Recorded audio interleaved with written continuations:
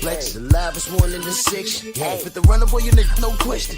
You were running, motherfucker, high stepping. Hey, you never had a big enough weapon.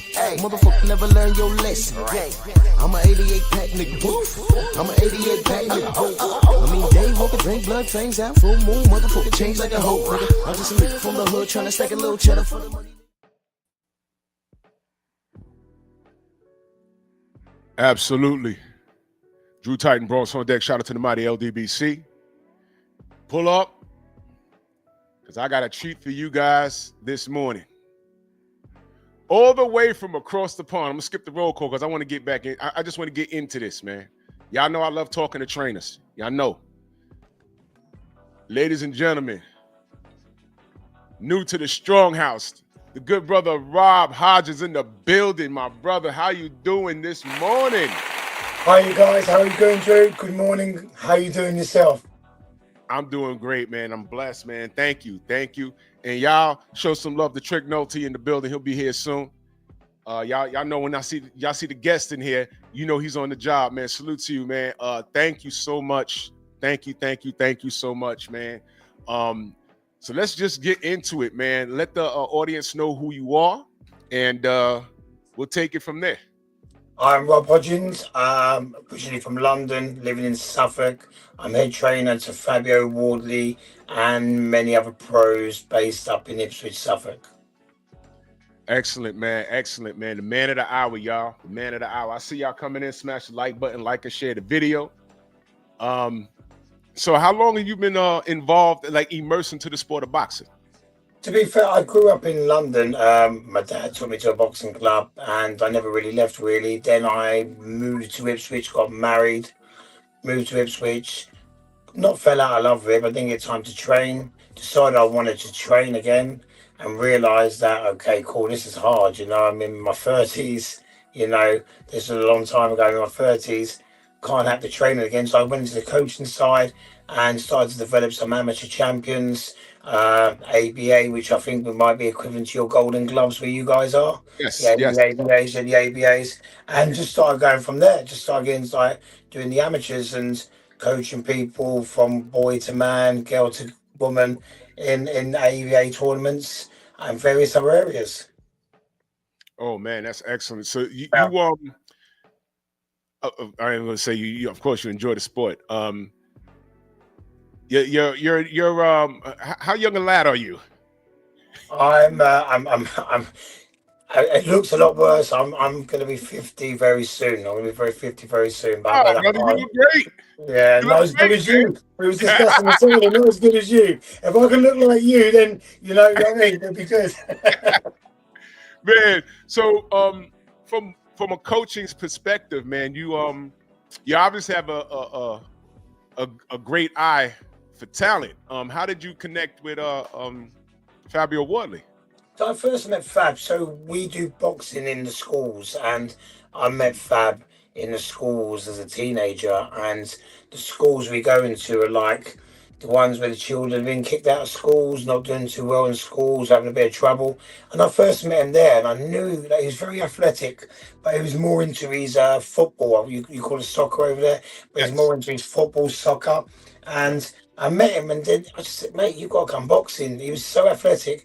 He went, yeah. So he went down the football route, and he could have been professional, but I didn't get to see him until he walked back into the gym at 20. And when he walked into the gym, he come back. He was my height when I first met him. I'm only 5'6", so like it was my height. But then when I met him, he walked back into the gym. He was 20 years old, and he's tall. He was skinny, but about 6'5", walked into the gym. And he said, "I want to take up boxing." Wow. At 20 years old? 20 years old, he walked into the gym. I think he got injured playing football, soccer football, and he thought to himself, you know, I want to do something. I want to continue it. He hit me up through social media. He said to me, "Can I come down?" I get a lot of messages asking people saying, "Can I come down?" And as you know yourself, you've been around boxing. Everyone says they want to do it. You only get the 1% that want to do it. And he walked through the door. I said, "Right, I'll see you Tuesday." He walked through the door, and he was the first through the door on the Tuesday. My goodness. So take us through what it was like. So you've been with him the whole time. Whole time from day one.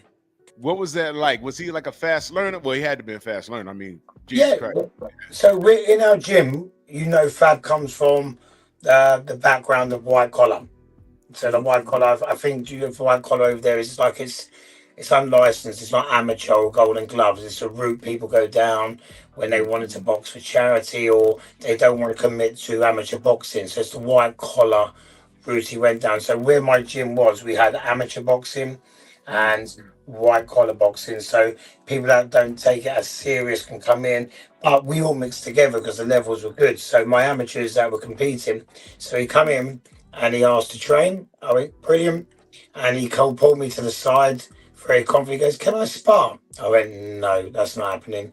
As you know yourself, let's just carry on." I turn my back. I go to one ring. I look over 10 minutes with a head guard, which I don't know where he got from, and his gloves. He's in the ring sparring. I go running over. I go, "What's going on here?" What's going on? Yeah, I go, "What's going on?" So he's kind of like talked his way into it, and he sparred. And you know, he's a fast learner. I love to say that spar went well, but as you well know, it didn't go too well for him. But you know, the character of the man wanted to do it straight away. I wanted to learn, but since that day, it's like he's been to the gym and he never left. That's it. Wow. He's never left the gym. It's like he fell in love with it. Some people that could have put off, and you know, he had his own mind. He's very strong mind. He went, "I want to spar." I've told him no. I'm the coach. My back is turned. He's gone into the ring. I'm like, "What's going on here?" But it's the character of the man, and we just fell in love with him after that, and he's not left the gym since. Well, that's a I've seen that a lot. Yeah. It's I've seen a couple of things. You're in the gym and some guy walks off the street. I want to box. In that first training session, you're just working them out. And they're like, "Well, when do I get to get in the ring?" And I was like, "Whoa, hold on. There's things you got to learn first." And then when they come back, they try and sneak into the ring and then they get their ass kicked. Yeah, and you never see them again. You never see them again. Never see them again. Yeah. Well, but Fabio, based off what you're telling me, it seems that he needed that to understand this is a science. Yes. This is not you rock 'em sock 'em. So he failed in that sparring session, but he failed. I call failing forward. Yeah. Okay, I got tuned up. Now I need to know what I did wrong. And like you said, that's a great attitude to have. That was a tough lesson learned, but he never left the gym. And those are those things. Those are those intangibles, which makes him a problem for everybody in the heavyweight division. Everybody. Yeah. And that guy, he's a problem for everybody. Ed, what up, Ed? Take yourself off mute, brother. Trick in the building. Hey, good. Yeah. Good morning. Good morning. Good morning, Trick. You good? Yeah, I'm doing good, Robert. How about you, Drew? How about this morning? Good. We good, brother. We good. Yes, it's still Robert. It's still morning over here, man. I appreciate you coming on with us. No. I appreciate you being in the morning. It's starting to get dark here. We're coming up to winter, but you guys in the morning, so you're making the effort. Thank you very much. Yeah, appreciate it, man. Yeah, I want to say, big fan of Fabio's, man. I was talking with Callum Smith Jr. This might have been maybe a few years ago, and he was telling me about Fabio. I think I caught him in his fifth fight against Phil Williams. I believe he fought him. Yeah, he fought Phil Williams in his fifth fight, but he's the first time being on a big platform. He was on the Dylan White, Derek Chisora undercard, the second fight, and we were fighting Phil Williams, and it was like his first time out, and it was like he brought about 300-400 people down, didn't even make the telly, which is fine, and we couldn't even get into the O2 because they started the fight at 4:50 and the O2 didn't open until 5 p.m. So half his fan missed half of the fight. So yeah, so that was our first time against Phil Williams. Yeah. Yeah, that's when I saw him. And then just backing up what Drew was saying, I mean, with him having no amateur fights, how was he able to adapt to the pro style so good as far as the fight? Yes. Yeah, that's the thing. It's like he wanted to turn. He had the white collar fights, and he said to me, he was knocking everyone out in white collar. There was 4 fights, he was knocking them out. But the level of white collar is obviously, I want you to go do this in the amateurs. But then someone spotted him in the crowd and said, look, I think you should be a professional fighter. So he comes to me and he says, I want to be a professional fighter. And I said, I'm going to be completely honest. I went, that's not happening. We go to the amateurs, we try and win the ABAs, we go there a couple of years and see how we go. And he went, okay. He took the information home, then he rings me back up and he goes, I want to be a professional fighter. I'm going to do this. Are you on board? And I'm like, I saw something in him. He's so talented. And I thought to myself, you know, when you just see someone, they've got a special aura about them, a special buzz about them. And I thought to myself, it went against everything I stand for, because I've been doing amateurs for 17 years at that point. But I knew that there was something special in this kid. And you know what? If you're going to do this, we're going to do it, but we're going to do it properly. We're going to learn on the job. We're going to do like a crash course in doing this. And we went and sparred the very best. To be fair, when we first started out, I don't know if it's like where you guys are, all the amateur clubs closed their doors on me because they said, what are you doing? You are a disgrace to the amateur boxing. And they said, I have friends in London who had amateur clubs saying, why are you taking on a white collar guy? I had places where we are in Ipswich, Suffolk, and they closed the door and we couldn't get no sparring. We could train.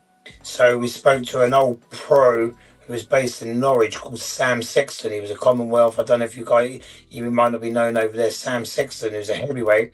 And we reached out to him and we started sparring with him, and we sparred him for 18 months non-stop, going down there 2-3 times a week, just going down there learning the trade of him before Sam started spreading the word saying this kid Fabio can actually box. Then we started going out. Derek Chisora had him in camps, Dylan White had him in camps, a boxer had him who used to box he's American guy over Brian Jennings. Brian Jennings come over here and he was fighting on a couple of Derek Chisora's undercards. He had Fab as a sparring partner, and then started to develop and grow, sparring Tyson Fury, and he went over to Ukraine and sparred Usyk, and he became known as this sparring partner, but he was still fighting on the small hall shows. But what happened with him is that we went to get these every time we went to turn up to a small hall show, for some reason or another, the fights were cancelled. We've been gloved 3 or 4 times ready to go into the ring, and the fight was cancelled. And it happened 7 times. And I'm saying to him, maybe this isn't for us. We should quit. And he's saying to me, we'll give it one more go. We'll give it one more go. And we did. We gave it one more go. And after sparring Dylan, Fab sat down with Dylan White and said, I'm not getting fights. They're getting cancelled. I'm spending a lot of my money in camps, people buying tickets. What can I do? To Dylan, is there any advice you can give me? And Dylan went, instead of giving you advice, come and meet me the following week and we'll have a chat. And we drove down to go see Dylan, who was training in Loughborough at the time, which is far up north from where Ipswich is. And we got there and he said, how would you like to fight on my undercard versus Derek Chisora, where he fought Phil Williams? And the rest is history. We got that big chance and we've never looked back. Oh my goodness, man! Y'all are that's what you call paying dues. Yeah, it's not like everyone thinks he's shortcutted everything, but to go up to a show and have 7 fights cancelled for some reason or the other, opponents and turned up, someone's doing this and that, or it was always, or the week before the fight your opponent couldn't get here. And the small hall shows is, it just thought, oh come on, what are we doing this? We want to make our debut, we want to do this, we want to get that. And then we finally got a couple of fights, but still the thing was happening, getting cancelled. And so we're 2 years in and not being to where we want to be. And we messaged it, so everyone thinks it was an easy ride, but it wasn't an easy ride. We were like, we had to learn the dark side of boxing, like the crap side of boxing, how dirty boxing can be. Oh Yeah, man. and at the Sure. very beginning, yeah, and that's where we, got talking to Dylan. Dylan took Fabio under his wing, and we're so grateful for Dylan. We wouldn't be where we are, but we didn't have an easy ride. We've had to find from people not wanting to spar because he's in white collar, to all these fights being cancelled, to us being, you know, blackballed from everything we wanted to do. And he just said, okay, cool. Well, we're not going to quit. Let me just get a couple more fights and we see where we are. And that's what it was. It's been very, I wanted to quit sometimes and think, okay, let's go back to the amateurs and let people see us that way. You're still only young. You're 20, 21 at the time. But it didn't work out like that. Wow. Well, do you think that maybe word got around about him being what you call a gym champion? Like, nah, he's not going around to these gyms and being a punching bag. He's actually holding his own and tuning it up. Do you think that scared the potential opponents those times that they just?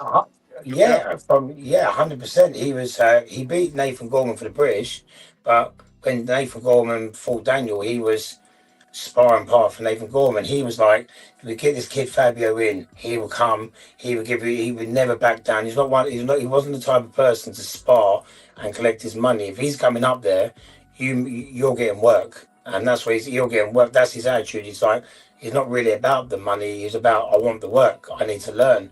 So you think you're doing me a favor, but I'm learning from you. I'm learning from you as what I'm doing. We're helping each other out. What you're teaching me, what a camp's like, I'm learning on the job. So it's like he was investing himself. He's got a very good IQ, Fab, and he picks up a lot of stuff. And yeah, that's the way he wanted to learn on the job, being thrown into the frying pan, from that way. I want to point out to the chat. I always, when we talk about fighters, I always say respect the road that they travel. Yeah. And what you're hearing right now is you're hearing about Fabio Wardley's career in its infancy. And these are the type of fighters that we support. Clean fighters that are putting in work and very cognizant of what the business of boxing is. So they've seen enough. And I was talking to Rob behind the scenes. He knows what it is. One of the things I told Rob was, when you travel, bring your own. Watch this, Rob. Chat. What do you think I told him to bring? His own. To anywhere. I'm just going to go ahead and do this. Yeah. They know. They know. This is a scumbag business. And right now, we got Fabio Wardley, who's giving us so far everything that we want in a fighter. They need to protect themselves at all times. And we, as a support system of boxing, fuck all that. Oh, he's from another country. Fuck that. We don't do that. If you're putting in the work, I respect you. I don't care where you're from. I don't care if you're from fucking China. Right. If you're putting in the work, that's all I want. That's all I want. And right now, I think we got something with Fabio. I want people to leave their mark. They already got our brother Deontay. I ain't even gonna go there. You already know what they did. But right now, I'm looking at Fabio, and I'm like, you know something? We got another axe murderer here. We protect the axe murderers. You understand? You understand? Trent, go ahead, brother. Yeah, and listen to what Robert was saying. His career kind of reminds me a lot of Michael Grant's. Yes, sir. How you said you came up to him and he said he wanted to fight. Well, in this situation, I think Richard Steele went up to Michael Grant and asked him, "Hey, man, you need to be boxing," and it went from there. And we got a lot out of Michael Grant. I think he even said they rushed him a little too early. But what y'all doing with Fabio is great, man. Thank you. Yeah, you're doing great with him. Like I say, Callum Smith told me about him. I said, oh man, but next thing I know, bam, here it is, man. In the fights with Frazier Clark, man, those are classics, man. Especially the second fight, was definitely was something else. Man, that's when I knew he was real deal. he was the real deal.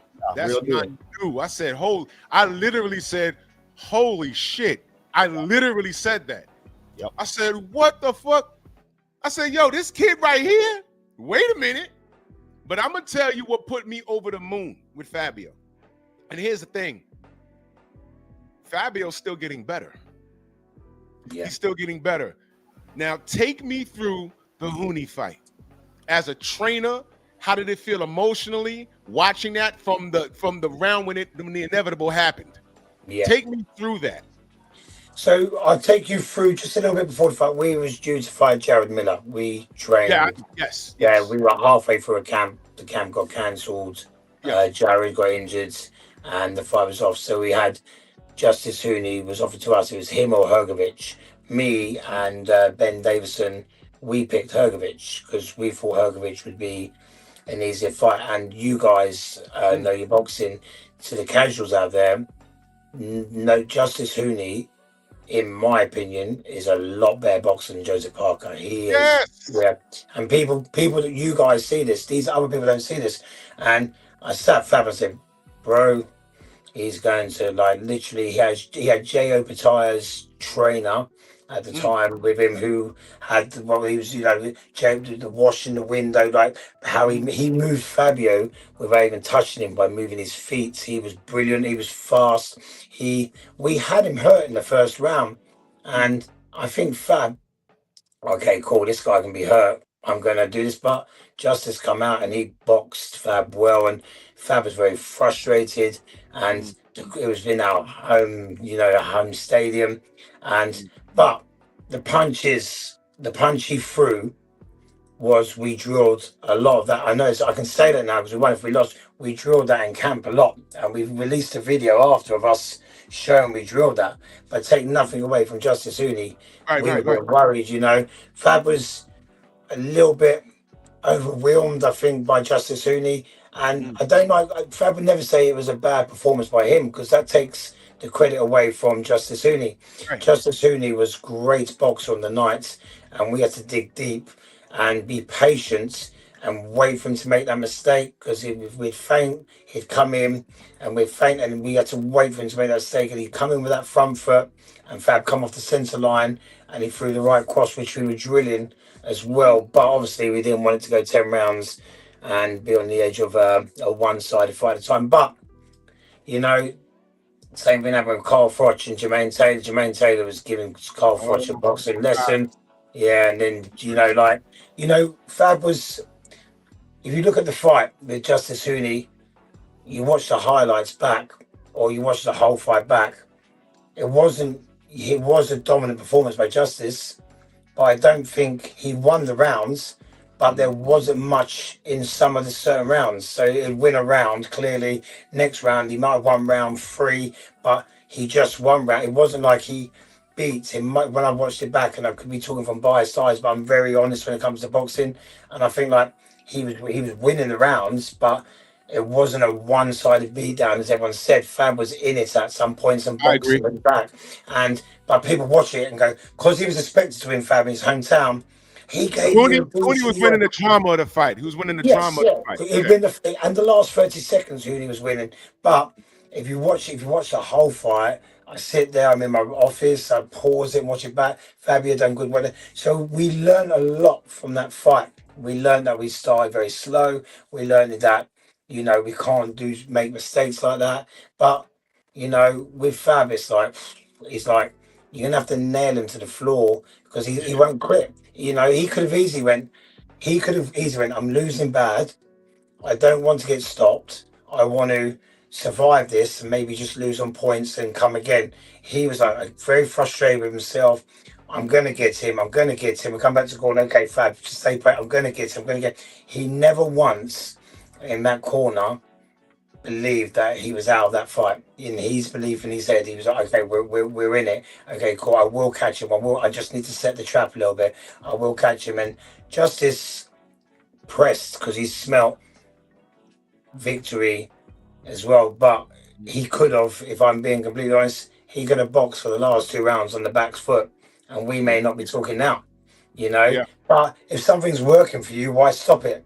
You know, so we carried on. But yeah, so I think like we were Justice was winning the fight, but we never felt we were out of the fight. We knew we'd be losing rounds. If we fought Hergovich, I think it would have been a better performance because Hergovich styles make fighters. I just think Justice Hooney, and time will tell. In a couple of years, people will look back on the Fabio Hooney fight and go, "Do you know what? Justice is this good boxer. He's a very underrated boxer, and he's fast." And I think Justice Hooney gives everyone problems. When I ended, I'm gonna give it to you in the second trick. When the fight ended, I was talking with a lot of friends of mine, some right here in the chat. I said, we got to see Hooney again. Anyway, that guy, he's another guy. He got a lot of respect that night. I mean, it's boxing. One punch changes everything.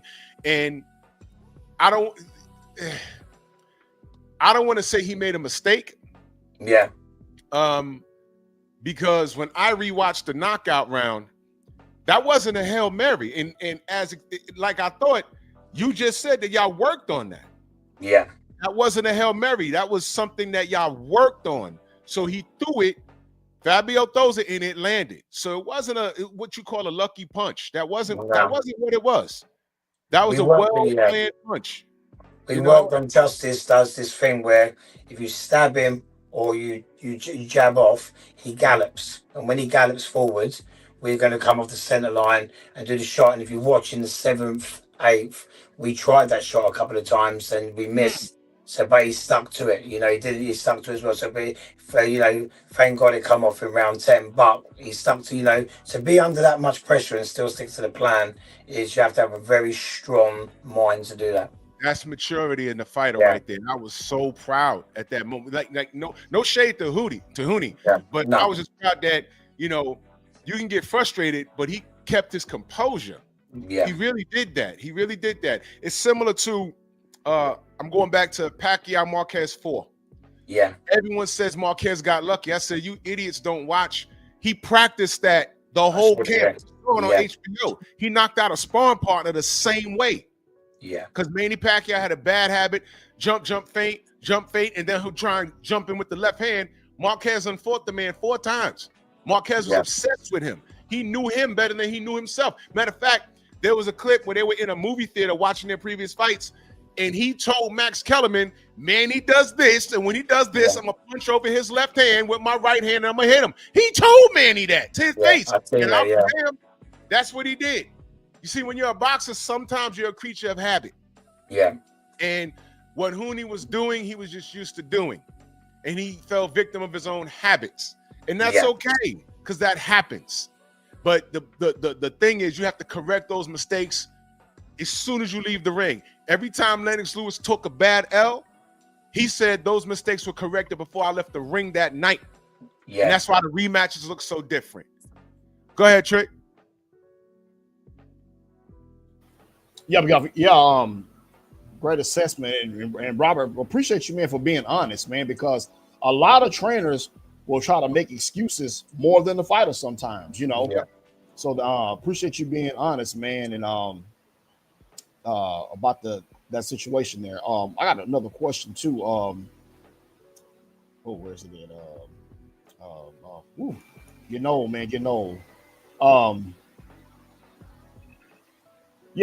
So from what I understand, Fabio was flown in twice by Usyk for sparring.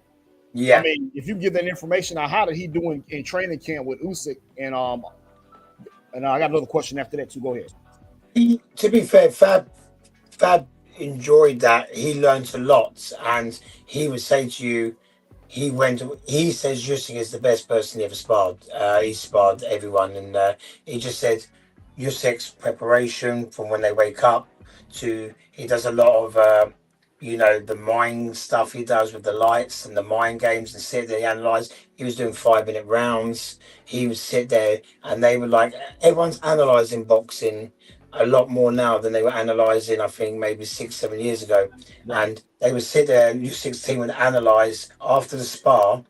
Yeah, like Drew said, like Lennox Lewis, when he lost, before he left the ring, he would analyse that and what mistakes. And that's what Usyk's team were doing. And that's what Fab learned a lot when he had dinner with them, spent time with them. In the spars, Fab's very modest. He won't, because I wasn't there with him for the spars as well. They just needed, back then, boxers obviously travel over there alone. So he said he learned a lot, but he saw stuff that he could, obviously southpaw, he found that he thought Usyk was a bit weak to the body, but he said Usyk's punch output was like nothing he's ever seen. And he sparred him for when he was cruiserweight for Tony Bellew, and I think he was in the camp for when he fought Chisora, the first time when he fought Chisora. So he went from cruiserweight camp to heavyweight camp, and he says the training didn't change, and he's just very good. Usyk's team done a lot of gymnastics, and they incorporate that into their boxing. I remember Manny Stewart saying Eastern European boxers will, in the early 90s, would mostly take over boxing because of they have a gymnastic background, and people looking at Manny Stewart. Oh shit! Wow, that's interesting. Wow. I hope he comes back. Wow, that's interesting. Yeah, he'll come back. This thing went out. Yeah, I wanted to dig into that because when you think about it, Rob, if you can hear us, go out and come back because your picture went out. Usyk, Lomachenko, and Dmitry Pirog. Those guys fight with soul. Yeah. They're different from how the Klitschko boys fought. Very different. So Manny Stewart saw that. The first time you saw Dmitry Pirog, wasn't you a little like thrown off? Like, wait a minute. Why is he moving like that? What's going on here? They fought with soul. So I didn't know Manny Stewart say that. Man, I hope he comes back. Oh, I hope he comes back, man. Well, I didn't know that at all. Manny took. There you go. He's putting it back. Sorry, guys. It just kind of okay. That's okay. You were saying something about the what Emmanuel Stewart said about the Ukrainian fighters. No, he said Eastern Europeans had a gymnastic background. Yeah, and he said this in the early 90s about when before he was in Team Klitschko, and he said he goes, they might be the future of boxing. And they asked him, Manny Stewart, why? And he said, because of the gymnastic background. And that's always been, like, I've always seen that as well. And when Fab went out with Usyk, with all the high training he done, the mental side of it, the physical side, he always said when he finished, he'd be doing a lot of gymnastics, a lot of gymnastic training, and he incorporated that in his training. He just said, he goes, it was a different level out there on every aspect of Usyk. No, I can see Manny saying that, and this is news to me. Yeah, that he said that. But when you think about it, he's actually correct, because in the 90s and into the early 2000s, we were introduced. All right, normally over here, the reputation that the Europeans had was what we called robotic. Yes. But after that, all right, Lennox Lewis started working with Manny Stewart, and he started looking different. Yeah. Fast forward to the late 90s, early 2000s, we were introduced to a guy named Dmitry Pirog. You remember him? Yes. And watching him, we're like, I'm gonna be very frank, we were like, yo, white guys don't fight like this. Yeah. What is he doing? And then we saw later on Lomachenko. And we're like, yo, what is that? And Golovkin, not so much, but he's just a power puncher. Yeah. But we started to see a change. And it's like basketball. Dream Team 1 was so dominant because the world just wasn't better. 30 years later, the world got better. Yeah. And it's like boxing. We've watched boxing in Europe go through a change. And now everything's even for the most part. Yeah. For the most part, everything's even. Aside from, fights not happening due to this guy's on Queensberry, this guy's with the PBC. Yeah. Never mind that bullshit. But I'm watching the level of talent, and it's evening out. It's evening out, man. And I'm excited for it, man. I'm excited for it. The last dog that I saw, do you know Carl Froch? Like Yes, I know. Met him a few times. Carl Froch. I've done an interview with him. Fab's done a load of interviews with him. I was a fan. To be my boy back in my brother boxed with George Groves, and so when George Groves was boxing Carl Froch, I'm Team Groves. You know what I mean? He's from the amateur club, yeah. So yeah, but like obviously, yeah, I respect what Carl's done. You know, I'm more of a Calzaghe fan than Carl. But Carl's, if I'm looking at stars, Carl's, yeah, Carl's got the grit and determination. He's got many characteristics that Fab has. So I've got to admire it, you know. Oh man, two things. Yeah. Okay, to the Carl Froch thing. Nobody knew who the hell he was. Yeah. Until that over here, until that Jermaine Taylor fight. Yeah. And my jaw dropped, and I said, "This guy Froch is a fucking dog. He is a dog."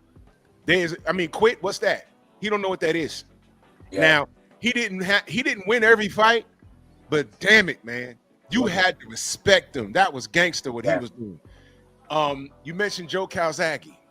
Yeah. Okay. Jeff Lacey. You know, I may have been the only person that, because we were big on Jeff Lacey over here. They were calling him the super middleweight Mike Tyson. And I'm like, okay.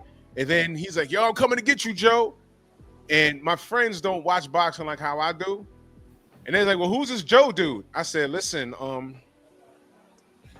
I don't think that's a good idea right now. Yeah. I don't think it. They'll say, man, fuck that. He gonna go over there. I said, no, listen to me. Listen.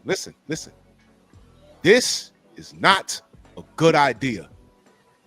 And I don't think we was like, we weren't like on high speed internet back then. Yeah. Right. So I couldn't tell him go to YouTube and watch this guy. I couldn't tell him. I said, look, listen. I said, listen to me. No. Joe Calzaghe's different. He's gonna hit him one time in the first round, and by the time that round's over, Joe done threw 1,000 punches, and Lacey's only gonna throw like 4. They're like, huh? I said, this guy don't stop punching, man. And Joe has never fought anybody that does what Joe does. Yeah. That's what I told him. Well, don't listen to my dumb ass. They sent this boy over there, and it was fucking target practice. And I'm watching the fight like this. I'm like, see, see. And every fucking round, Jeff ends up, by the time the fight was almost over, he looked like the fucking hunchback of Notre Dame. Yeah. And I said, why did they send this boy over there to do that? He wasn't ready, man. It was look, he had a great backing. I understand. And we needed the next big thing out of America. But, you know, respectfully to Jeff, that wasn't it. He was not ready for that. And they sent them over there, man. They sent them over there. I mean, that's poor management. And a lot of it was ego involved. Yeah. A lot of it was ego involved. And I all I could do, I just hope fighters that were coming up saw that for what it was. Yeah. All right. It was an ass whooping. Maybe if Jeff waited another 2 or 3 years, he'd have did better. Maybe. Who knows? But that wasn't the time for him to. That fight ruined him. Yes. Because he never rebounded from that. And he was still young when that happened. Yeah, he was 24, 25, wasn't he? Yeah, he wasn't even, he was nowhere near 30 yet when that happened. It fucking ruined him. It ruined him. And you know, a fighter can come back from beatings and stuff like that, but when your reputation goes away, it's rare that you can bounce back from that. And that's what frustrated me. He did a lot of that too. He did a lot of that. He did a lot of talking. A lot of talking. And Joe was that guy. He and salute to Joe. Salute to Joe Calzaghe, man. You know, he got in and out the game and undefeated at that. He's one of those guys, man. Joe Calzaghe is one of that guys. I played I still play my Fight Night Champion, and he's one of those annoying fighters to fight against on the video game. The guy don't stop punching, man. But yeah, salute to them. But I said all that to say this: I've watched the evolution of the European fighter. Yeah. I've watched it, and I must say, there's a lot of guys that I'm impressed with. I think it started with Costa Zoo. Yes. When the bar got raised, when it started with Costa Zoo. Yeah, because he was knocking people out. You know? Oh yeah, I remember the Sab Judah fight. Costa Zoo was. I know Ricky Hatton fought him there. I know Ricky Hatton fought Costa Zoo, but I think I'm a Ricky fan, but he got Costa Zoo on the back end of his career. Oh yeah, Costa Zoo when he was fighting these guys, he was fast. I thought, oh, what's this guy got? He was amazing. Costa Zoo is one of my favorite boxers as well. I know his son's boxing now, but like I just think he was just, he was an amazing fighter. And I think he started it off for the Eastern European boxers coming over. He started off saying they're not very stiff and robotic. They can box, they can move, and I think I agree with you totally on that. I have a question, Rob, for you. Yeah. On this platform, what we've been doing since Drew 2018, we've been reaching out to like old school fighters, let them know we don't forget about them. And one of my favorite fighters from the UK was Lloyd Hunnigan. How is he doing? I always think about him sometimes. How's Lloyd Hunnigan? I see Lloyd at the shows, some of the small hall shows. He's still got that lovely smile. I love Lloyd Hunnigan. Yeah. But I don't get to see him much. I would like to see the big shows at the O2 or the Wembley or wherever we're on. I haven't seen him as much, but I do bump into him and see his face at the small hall shows. But I don't know him personally, but I know of him. I know everyone likes him. He's got that lovely smile still, and he comes there, still looks in good shape. But I see him so I've got a couple of small hall shows at the end of the month, and I know I'll bump into him. So if you want to pass on my regards, then that I will. Absolutely. Lloyd Hunnigan was good. Lloyd Hunnigan, I think, in this era, would have been a superstar. I think, 100%. And I feel like I know you guys are purists in boxing. I think we evolve in sports, but I still think some of the old boxers, like we evolve in every sport we do, but I still think some of the old boxers can beat the new boxers now. I'm just making a like people are saying like would Joe Frazier would have lost with heavyweights now? And I'm like, okay, cool. He was 16 and a half stone, and now these heavyweights are not 19 stone. They're boxing at 16 and a half, 17 stone who can move. Joe Frazier would have been like pound for pound. He would have been a god, and stuff like Joe Frazier, stuff like this. I think Lennox boxing. I'm a Tyson Fury fan, but when we have debates over here who would win out of Fury and Lennox, and I think Lennox beats him every day of the week and twice on Sundays. Right? Like Tyson is. I think sometimes when something's new, we forget how good something was. Yes, sir. A while ago, and I just don't think, and because of social, as you mentioned, we didn't have YouTube or social media. Now, if he's in my face all the time, Tyson Fury, how good he is, he beat this, he beat that, he beat this. Lennox's boxing IQ, and I like Tyson. I hope you don't see this and tell me off, but it's asking my truth. I think Tyson, Fury, Riddick Bowe, Evander Holyfield, Lennox Lewis, even people like Andrew Gallotta, I think they would have all been tough fights, for Tyson Fury. So I do think we evolve in boxing, but I think we had better boxers past area than we do present area as well. I don't know if you guys agree. No. We have conversations like that over here, just like that. With all the bullshit aside and everything else, we're talking about skill for skill. How would this guy match up with this guy? These new athletes are just bigger, but I even like to throw a little salt in the wound over there. I like to say, man, bring back 15 rounds. How does your favorite fighter do? If you bring back 15 rounds. Yeah, 100%. And we have a lot of, and I love the way boxing evolved. We have strength conditioners, strength trainers, and a lot of stuff there. But a lot of it back and done in the 60s, 70s, 80s was on their own. No one got you up at 4 a.m. No one got you chopping wood. No one You know, I remember Steve Collins when he fought Chris Eubank, and he Yeah. won the first fight in the rematch. And you don't see this no more. Steve Collins rented a house, and the gym was 6 miles away, and he jogged to the gym. Oh, Yeah, wow. left his box and stuff there.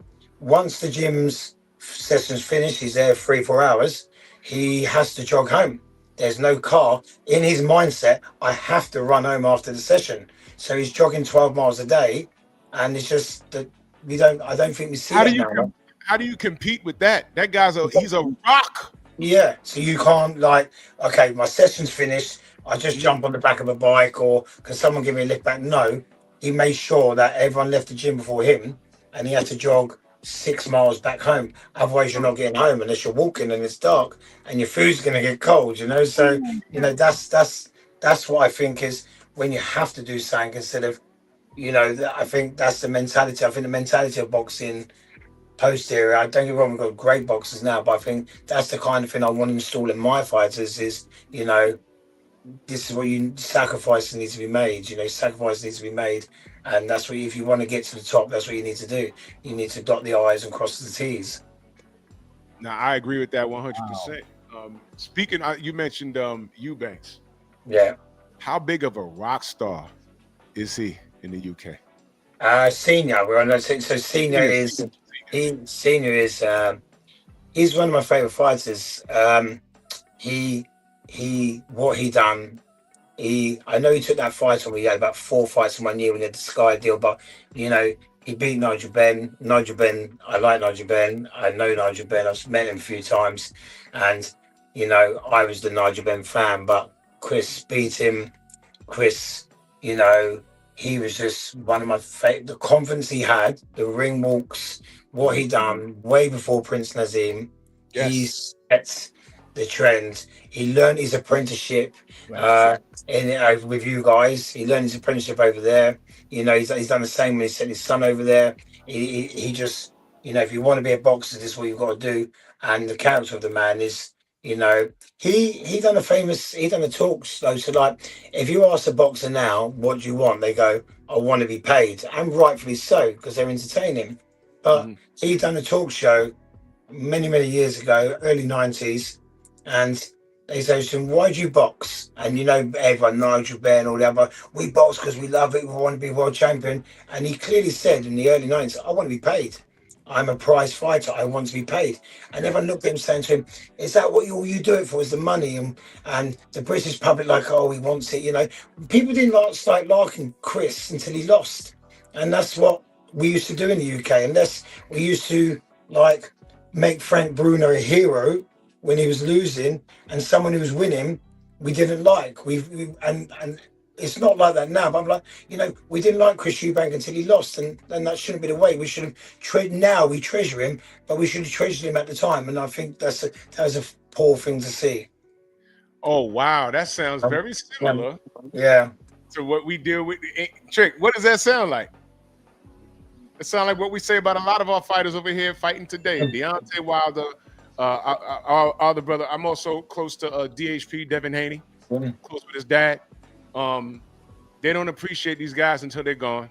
They're gone. Yeah, we don't live in the moment. Yeah, we don't appreciate until they're gone. Yeah, you know, I had to tell these young cats. I said, listen, you celebrate Ali. Y'all don't know when my parents had to tell me, like, look, when Ali was active and he had all his marbles, a lot of people didn't like him. Yeah, they did. They had to learn that, you know. So that's like strange to hear that they felt that about, you know, about Chris Eubanks, man. That's yeah, and then he lost, and then they started being, you know, they like Chris and that as well. You shouldn't have to like someone so they've lost. You know, he done things his way. He set the tone for British boxing in how like everyone's doing ring walks now, everyone's doing this and that. Prince Nazim, was very fun. I loved watching Prince Nazim because he's so unorthodox, and how he, you know, until he fought Barrera, but I loved watching him box as well. But he started that, showboat, flamboyant. He Yeah. was very, unique in what he done. And I I was think, there that night when he fought Kevin Kelly right here in New York. I was no way. I stayed up late to watch that. Yeah, what a fight. And I remember because he fought Kevin Kelly come over here and Chris Eubank fought Tom Bum Bum Johnson before. Was it Tom Bum Bum Johnson? Tom Bum Bum Johnson, American. Yeah, Tom. Featherweight, yeah. Tom Boom Boom Yeah. Johnson out of Detroit. Yeah, of Detroit. And Eubank, Eubank, Prince Azim beat him. Mhm. And Kevin Kelly and him done the interview where they were hugging each other and they were going, and Prince Azim was saying, "What round do I knock you out in?" And Kevin Kelly's going, "I'm going to smoke your boots." And they were like, it was friendly, but it was good gestures back and forth. And that fight over here was on like pay-per-view. Like I remember everyone just standing up to about 4 a.m. to watch it, and it was just amazing, electric it was only 4 rounds, I think it lasted, wasn't it 4 rounds? Something Yeah, like it that. Yeah, I know, yeah.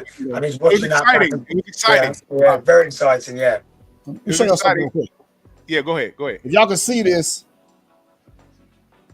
Yeah, that's Kevin Kelly. Right? Yep. Is that Kevin Kelly? Good, yeah. met him out in Vegas. Yeah. Oh, That's brilliant. him. Yep. How's he doing? Is he good?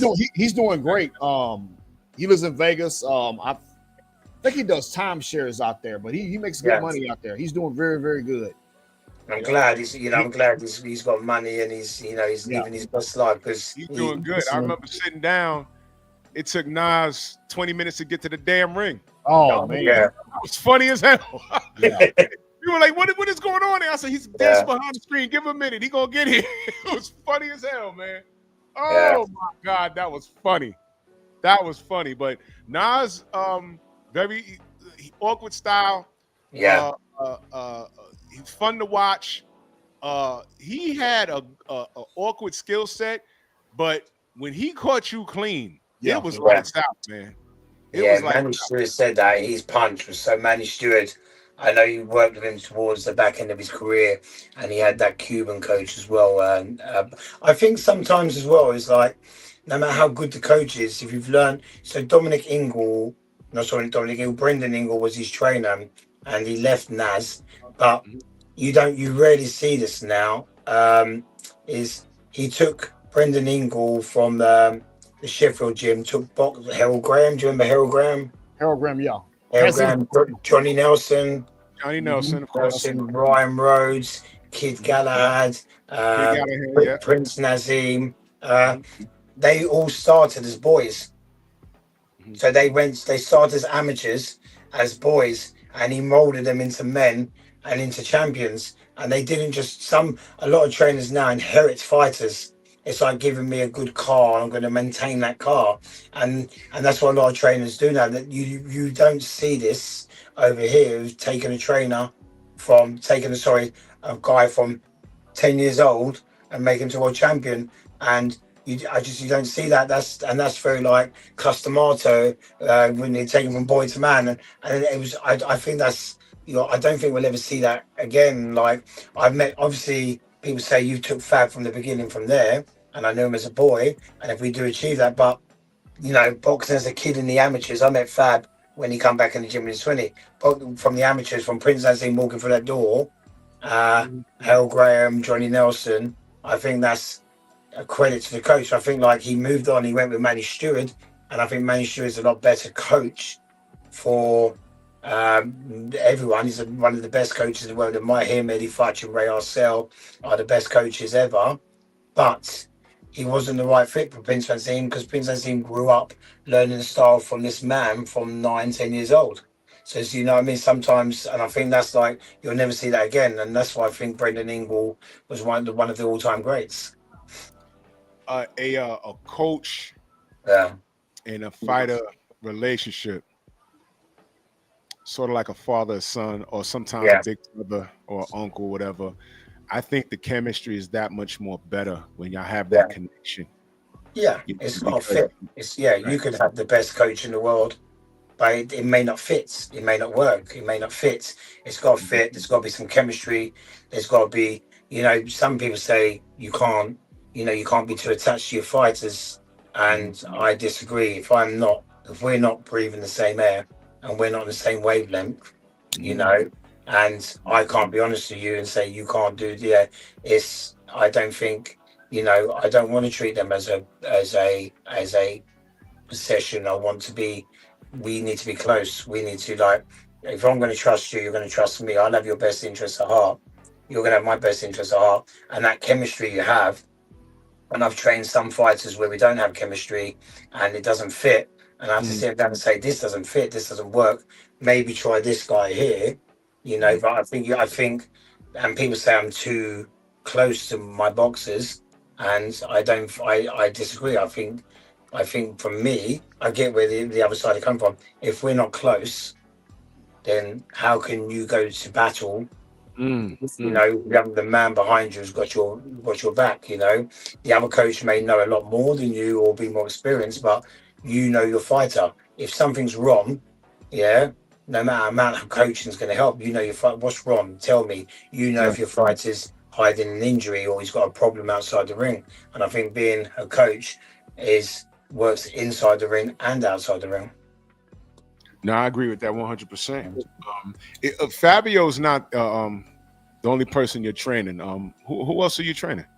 I'm training a guy called Gideon Jonas. He's fighting for the southern area. It's like a local title here. He fought on Fab's undercard against a guy called Sam Gilly at Portman Road.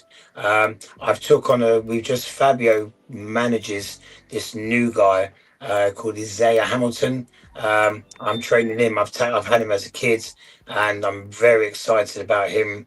I don't want to blow. He models himself on Mayweather.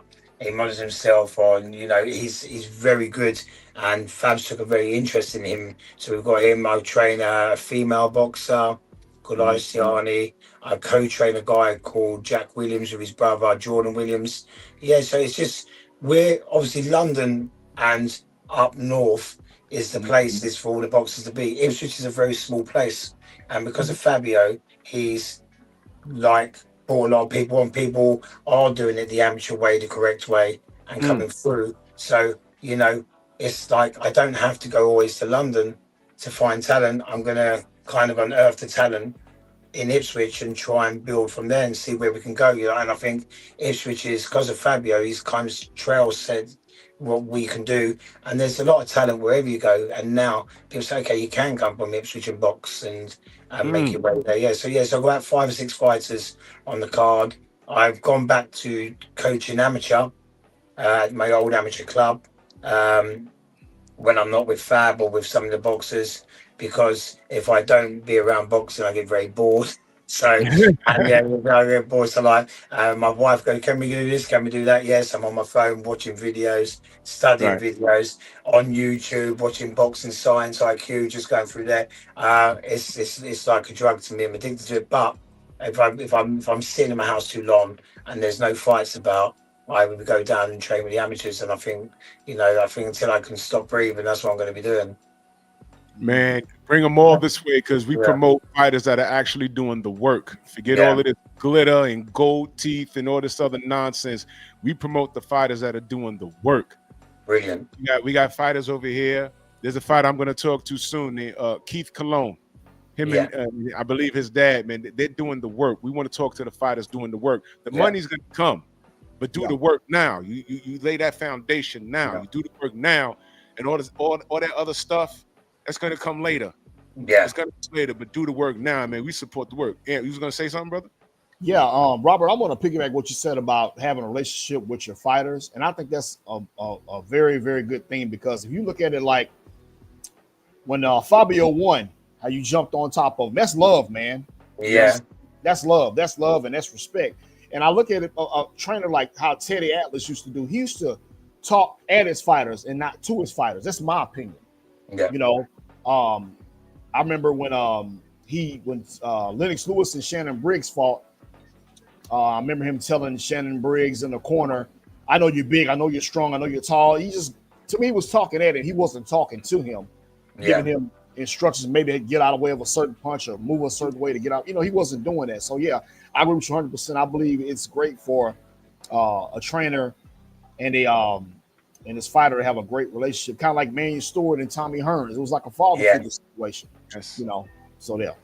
Thank you very much. Appreciate it. The thing is with Fab is we hit a lot of roadblocks where like the doors have been closed on us and everyone thinks he shouldn't be there because he hasn't gone through the amateur routes. And I'm on board with that because if I wasn't involved, I'd be telling a young you have to go down the amateur route because that is the way you need to learn. But and we had a lot of doors closing us and we've had a lot of heartache and it hasn't been an easy ride and Right. we keep getting written off. We used to hate the white collar tag where everyone goes white collar Wardley and we used to hate the tag because we know he was better than white collar, but we embrace it now. Like we're like, okay, cool, yes, we are more so Fabio because I was there. You've come from the white collar side, embrace it. And everyone's writing you off from when we fought Simon Viali for the English title. He was a Commonwealth gold medalist, written off from David Adelaide, who was a national champion, written off from Fraser Clark, who we had more pro experience than him, but he was a bronze medalist and the next best thing, written off. And this is where we wanted to keep, proving people wrong, and that spurs us on. And we for the Joseph Parker fight, I truly believe we were going to win, and we worked on that. And I see how we were the underdogs. He beats John. So after we fought David Adelaide, Joseph Parker was in Saudi, and he beat Simon King. And the talks were of Fab fighting Joseph Parker then. And I'm glad that didn't happen because it wasn't a big fight back then. But then Joseph Parker went on an incredible run. He beat Deontay Wilder, he beats Zhang, and he beats Martin Piccoli. I know he took on 36 hours notice. And I think if he fought Deontay Wilder 2 years previous, I think we wouldn't be here now. If he fought with Zhang's punch output is the only one who's got a lower punch output than Zhang, who throws 16 punches around, is Gervonta Davis, believe it or not. Yeah, I read that somewhere. Gervonta Davis. So we knew, and then he fought Piccoli, who took on 36. So to the casuals, they're three great boxers. Zhang was beating everyone. Wilder's an all-time great, and Martin Piccoli was the voided man because I think he fought. Is it Jared Miller? He fought Jared Miller, didn't he? Was it Jared Miller? Your guys, Jared Miller, was it? Gerald Miller. Gerald Miller, yeah. And he beats. Is it? Yeah, he beats him over in America, and I get that, but we looked at that, and I'm like, we were massive underdogs. We were not favourites with the betting, and I'm looking at Joseph with the team, with Ben and Lee. Ben's looking at it, and Lee Wiley's looking at it, and we're saying, okay, this is a 50-50 fight. We believe there's more 60-40 in our favour. Why let them carry on and do this? And Fab would say to you, and you guys know because you know your boxing, the Justice Hooney, in our eyes, was a tougher task than the Joseph Parker. No disrespect to Joseph Parker, but Joseph Parker didn't have to fight Fabio, and we're grateful for that. And because he could have sat, waited, and fought Usyk, but we believed we wouldn't have took the fight. Fab would take we as a team. Fab would take anyone. He's that way. He's inclined, but we wouldn't have took the fight if we didn't think we could beat Joseph Parker. And for 2 years, that's the fight we wanted. We saw flaws. I think he's improved massively under Andy Lee, and but I think that's the fight we took. And what's good, YouTube? It's your boy Blue Blood Sports TV, and I'm back at y'all. So that's what we wanted to do. We wanted to prove that he's number 2, we were number 5. If we beat him, we go to number 2, and we were meant to be a stepping stone for Joseph Parker, a warm-up fight, but we didn't see that from our camp. So we kept quiet. We carried on. We trained, in the background. We didn't mouth off as much. Fab's not really a big talker. He's a good talker, but he doesn't like to get into the back and forth. And we just thought, okay, we're there. We get there, and that's why letting out. It was a very hard camp. He had a baby just after the Portman Road, and we were straight back into camp. He spent a lot of time away from his newborn baby, so we just it was just letting all out that emotion on the night because we spent a lot of time away training. said, after the outstanding win with, with against Parker, because that was an outstanding win. Yeah. Fabio calls out Usyk, and of course, everyone's saying, you know, how dare he? He's not ready. I think he is. Yeah. But as a coach, do you take one more fight, two more fights, and then go for Usyk, or do you go straight for the gusto? I think even as a coach, if I wanted 2 more fights, I think Fab says he's earned the right to fight Usyk. He's jumped above Caviel, and that's the fight he wants. And I think Fab's got a lot more dog in him than Daniel Dubois. Daniel Dubois fought Usyk, and fair play to Usyk. He beat Daniel twice, AJ twice, and Fury twice. But they bring different things to their games. But I don't think we've never faced anyone like Usyk who will constantly be touching, and catching your shots for the whole. Sham it. You probably got a phone call. Oh, there you go. So yeah, am I back? Can you still hear me, guys? Sorry about that. Yes, it's okay. It's okay. Yeah, and we think that we haven't fought anyone like Usyk, but Usyk hasn't fought anyone like Fab. So, but y'all sparred though, Fabio knows some things. Yeah, so yeah, we sparred, and that was 8 years ago. But we've developed since then, and he's definitely developed. But the Fab's unorthodox style, he's not fought anyone like Fab. So we're in a no-lose situation. What everyone again, like Joe Sparrow, expects us to lose. But what if we do win? What if we do upset, you know, the apple cart, and Fabio becomes undisputed? And that would be the last time Britain had an undisputed champion. Is what we've been mentioning earlier on was Lennox Lewis. So that's since 19. So we haven't had a British undisputed champion. So, you know, we've got everything to gain and nothing to lose. Let me give you some words of encouragement. Yeah. A couple of years ago, Deontay Wilder was in Brooklyn. He fought Robert Hodgins. Yeah. We were all there. We were all there, and knocked him out in the first round. Yeah. What people don't know, and I've said this a bunch of times, Alexander, the Ukraine was going through their issues with Russia. Usyk was coming back to the States. He was supposed to come to Brooklyn to meet up with Deontay or do a stand down or whatever they were going to do. So I was excited because, oh man, I get to meet Alexander Usyk. And he didn't show up. He stopped short in California. I said, well, that's strange. I see a video sometime later, and they were asked, Alexander, what about Deontay Wilder? And he said, no. So then he said, well, why not? And his answer was, because. Yeah. That was the answer. And people will say now, well, he'll never duck Deontay. Well, we talk about awkward styles. Deontay, they say he throws wide punches and he's windmill and everything, but I don't see that. I see him being very awkward. Yeah. And with that being said, he's also very strong. It's Usyk would have to train to fight a guy like that. Yeah.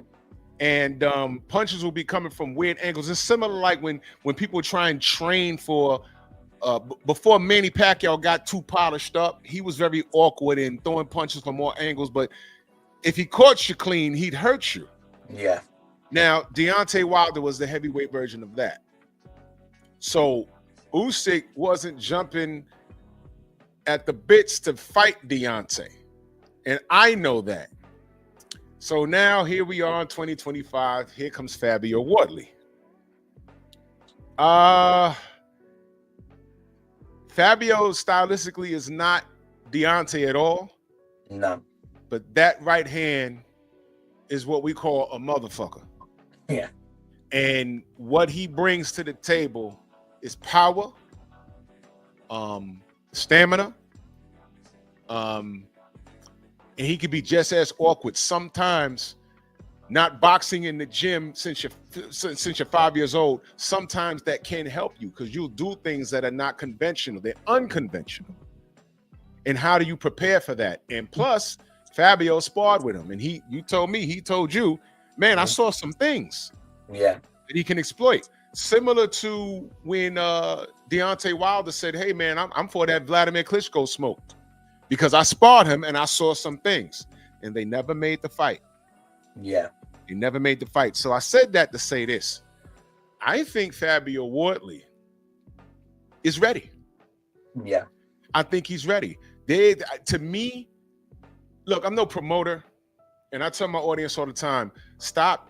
It's okay to be a fan of the sport, but stop trying to talk like you're a promoter.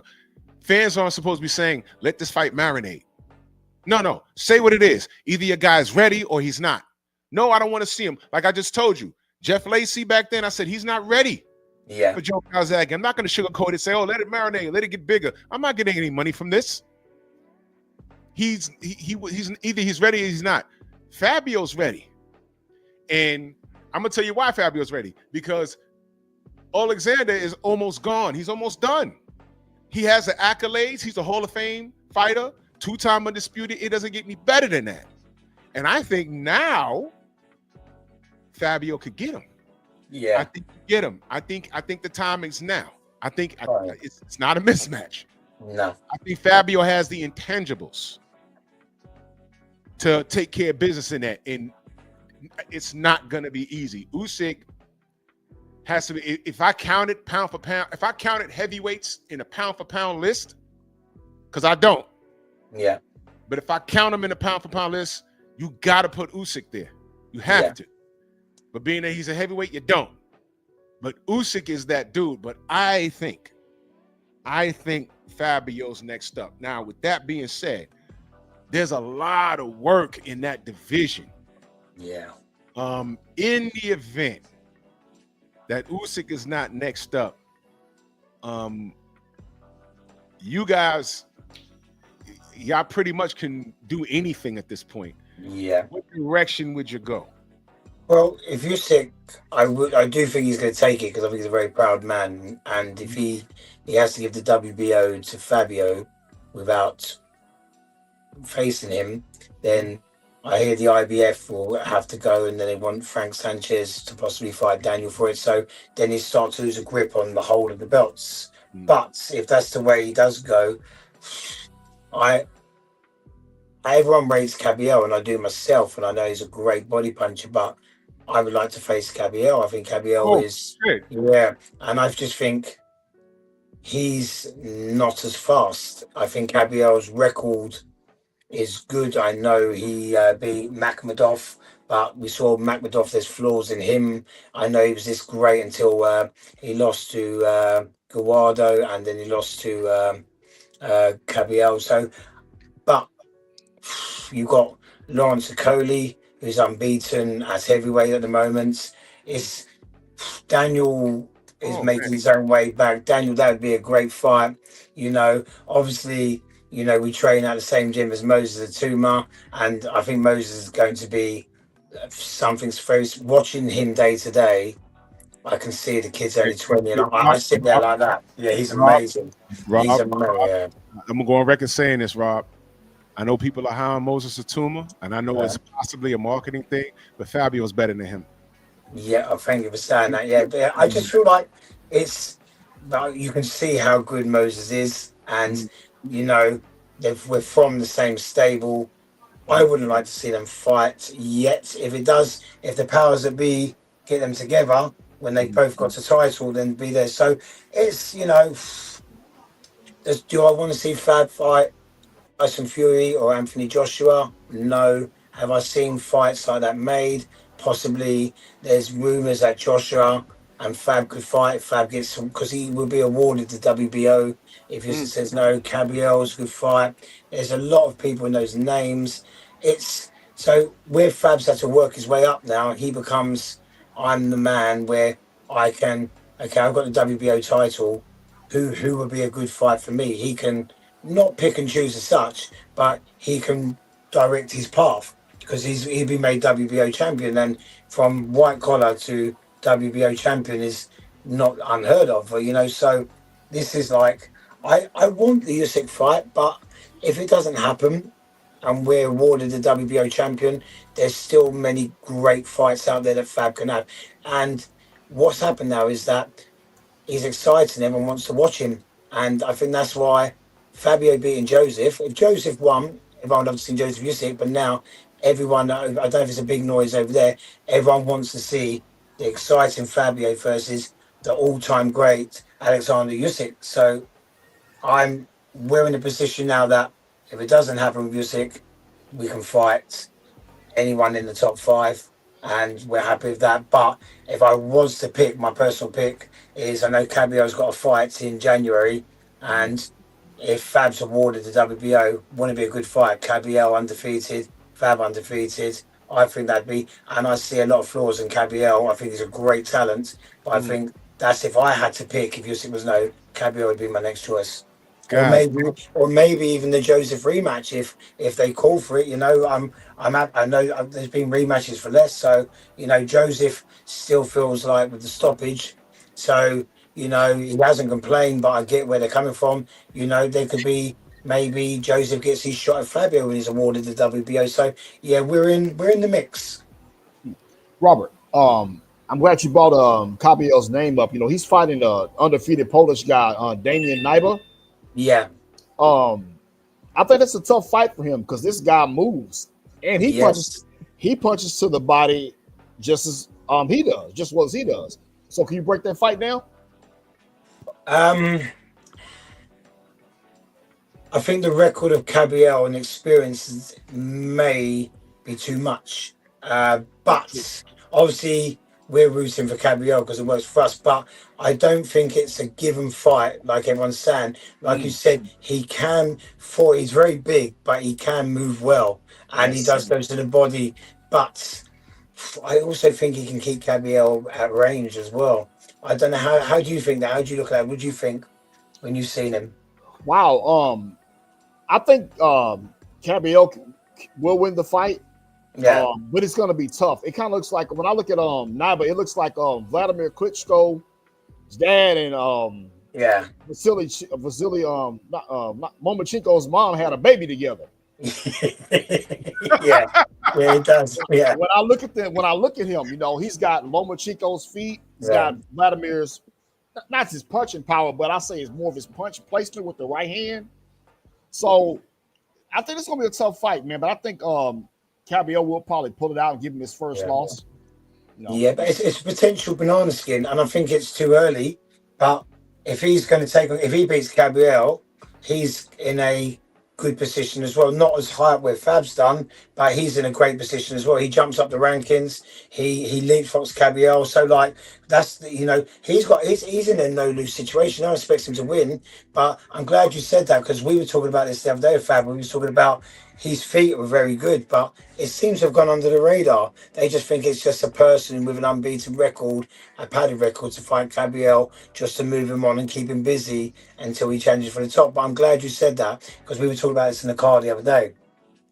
Well, I'm glad. I don't want you guys worried about Joseph Parker because what I'm going to do, you see, I'm cool with Frank Warren, and I'm gonna snatch that fight from you, Rob.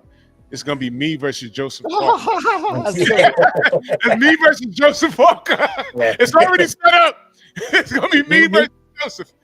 You look in better shape. You look in better shape. I like it. Yeah. I'm gonna get him for you. I'm gonna get him. I'm gonna do it for $1 million. That's all I need. I'm trying to retire. Get him off our backs. We don't want him no more. Get him off our backs. Y'all go ahead and get Cabio because I'm not doing that. All right, Joseph, y'all already done softened him up. I'm gonna go get him. Y'all get Cabio. But seriously though, and salute to Joseph Parker. He's a good dude. And salute to Joe Joyce because we did a stare down in Vegas and he's crossing his eyes and I'm trying to look serious. I was cracking up, man. That guy, he's a funny guy, man. He's a funny guy. Do you remember at the last event when Frank Warren brought out all the heavyweights? Yeah. I noticed one set of guys was on his left, which was on television. It was our right. Yeah. And he had Cabio away from everybody. Yeah. And I said, he did that crap for a reason. Andrew Cabio is a killer. So I got to salute you. Y'all guys are running in the burning buildings. Y'all want all the smoke. I got to respect that, man. I got to respect that. we're not here to make the numbers. You know, look, if we want to be the best, and we you know, the boxing in the 90s, you know, everyone fought each other, and you know, with what's going on in Saudi, he wants the best fights, and sometimes we watch boxing where people do match against each other, but it's maybe 3 4 years too late. When we had Lennox Tyson, we had Mayweather, Pacquiao, and we don't want to see those fights 3 4 years too late. So we're in here now, you know, like at the end of the day, if Caball's number 3, Fab was number 2, and he's been moved up to number 1 recently today, I think by Ring Magazine. And he's Oh, so yeah, Tyson Fury. I saw something on his social media. I may have got it wrong, but he's been up to number 1. So what we can read into that is, okay, cool, you're 16 this as well. So, but you know, we don't want to have, you know, Fab wins the WBO, he's allowed a voluntary defense, and I know the man that Fabio is, his voluntary defense isn't going to be. It would be against anyone in the top 5. He goes, he's not there, you know, he wants to test himself against the best. He's got this attitude, never give up, which you can't train. That's all him. Never give up, dogging him, you know, big heart, tough chin, which we don't like seeing to get hit. You know, he ticks all the boxes. If you hit him, he's like an old car stereo. You have to hit him a couple of times to make him work, you know, like that. So he's, you know, he wants the very best, and he's worked hard for it. So if it's not Alexander Usyk and it's Cabell, you know, we welcome it, and we take that, you know, with you know, with both hands, and go into a camp. You know, it wouldn't be an easy fight, but I think what I've seen, there's a few flaws in there. Like everyone thought Justice Hooney gave everyone the blueprint for Fab, and I know Andy Lee worked on the blueprint. Oh, this is what Justice Hooney done, but Joseph Parker wasn't Justice Hooney. You know, so like the same thing is like, you know, we've watched the fights. I've seen stuff in Cabell that people has fought, and I think Fabio brings something different, and I think stylistically Fab would be a lot quicker to the punch than him, but that's mostly just my opinion. man, I have no. I'm over the moon with you guys. Yeah. Your mindset, ladies and gentlemen, this is everything we say we want in the camp, in the fighter. Yes. I mean, the effort. You know what I'm saying? Everything that you say you guys want to do, and you know what? No bullshit. I believe you. Yeah. I believe you. I believe you. And if you were to have a fight, you said you wanted to fight in America. Yeah. Who would it be, and where exactly? You said New York, right? Yeah, New York, man, Square Garden, New York. As you know, it's Fab's dream. He's, as I said, his dad's from New York, to fight out there. You know what how it'd be. And I know the funny thing is, Usyk wants to fight in America. We've been hearing for a few years now. He's ticked the box at Wembley. He's ticked the box. If you know, I do think if it is with Usyk, it'd be in the UK.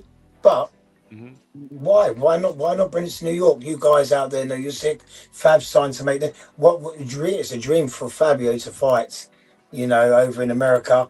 He's ticked boxes. He's headline shows. He's chief supported the biggest shows. Better Be Ever Bivol. You know, he's always wanted to fight in America. He was over there for the first Katie Taylor Serrano fight, and he said that was the best atmosphere he's ever been to. He was over there at the time. It was free. He goes, that was the best atmosphere, and he's come back and saying, I want to fight in America. I want to fight in America. So if it was, and I was to fantasy pick, would be Usyk and Fabio, Madison Square Garden, and that's it. That's yeah. Then you can put a pin in me. I'm done. That's it. And it's my dream as well. But it's, you know, we've got to go follow his dreams. My mate. Yeah, I grew up watching boxers in the 80s and 90s and seeing the big fights in America, and our America boxers dominated everyone for many years. And you know, me and Fab talk, and we, you know, he knows I study. So yeah, that's my fantasy fight. Fabio, Alexander Usyk, Madison Square Garden, for anyone to see. Fabio could bring the fans over. We might get like the Ricky Hatton fans that come over for Mayweather. you know, and Castillo's, There's a lot of Ukrainians in New York. There's a yeah. lot So of yeah, yeah. and then yeah, what you know, and that ticks a box for Usyk as well. I know it's his dream to fight in America. That ticks his box. So there's what he's in charge. We have to dance to him. So if he says we're going to America, we're going to say, oh no, we're not going to go to America. We'd happily go. That's the dream for Fab as well. You know, he can maybe stop in and pop in and go see some families got over there at the same time. Man, I buy a front row seat for that, man. Oh. I would love that, man. As a fan, I'd buy a front row seat. If I was following Fabio and I love Usyk, and I'm from Suffolk and I had nothing to do with Fabio, I'd be booking my tickets and getting on that plane if that's the thing. I hope it's over there. Do we need to give something to the UK fans? Possibly. Maybe if we beat Usyk, then we defend one at Wembley or the O2. But you know, if it's Fabio's dream and Usyk's calling the shots, and it's his dream to fight in America, and that's the dream becomes a reality. That's another box ticked on Fabio's list. Well, I'm with that because I'm a supporter of the sport, and you guys are doing right by the sport. Usyk is doing right by the sport, and it doesn't shame me to say that UK fans, they're what American fans used to be in the 80s and in the 90s. Yeah. United States fans, they've lost their way. Them being fans are more like equivalent to being fans of rappers, which annoys the hell out of me. They're fans of fighters. They're not fans of the sport. And it's tainted the sport, which is why a lot of these guys aren't fighting each other today. It's disgusting. And I talk about it every day. And I really go in on that, man. I'm really disgusted with American fight fans. It's not everybody, but I will say it's a majority. It's certain fan bases, Drew. In my opinion. No, you're right. That's what I mean. Those fan bases, like Certain fan bases. A fighter will have a fan base that goddamn like the Taliban. Oh man, yo. I mean, it's that. Rob, do you know I get death threats from? No way. Really? I'm Yes, serious. No From way. fighters, fans. Oh, I know who you are. I'm gonna kill you. I'm like, okay, you haven't left your block all your life, but you're gonna get on a plane, come from wherever you're from, to fly over here. Good luck. It's not gonna work out for you. But I mean, these are the people. I'm talking boxing, and they're talking about Tank Davis or whoever. It's ridiculous. While they're talking about clothes and braided hair and grease and tattoos, Fabio Wardley is knocking over trees and trying to cement his place in history. These are the conversations I want to have. Adric Cabiel is a killer. Killer. And you guys are saying, yo, if it don't work out with Usyk, we want that guy. See, this is what I want to talk about. I don't want to talk about tattoos and braids. I don't want to do that. That's ridiculous. American fans and everybody else. And we've lost our way. So when cats come to the Stronghouse, we talk boxing. Everybody else, I just clown. This is ridiculous. So I'm very high on Fabio Wardley. And before we let you go, good brother, we got a fight coming up tonight, and we got some fights coming up in a couple of weeks. I want your opinion on those. Yeah. We got Ortiz versus Lubin tonight. Who do you have and why? Ortiz. I just got a feeling with Ortiz. I just think he's a little bit avoided. I think. Who would you guys pick as well? Have you got Ortiz for that one?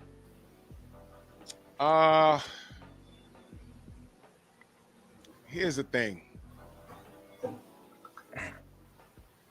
My mind is telling me Ortiz. Yeah.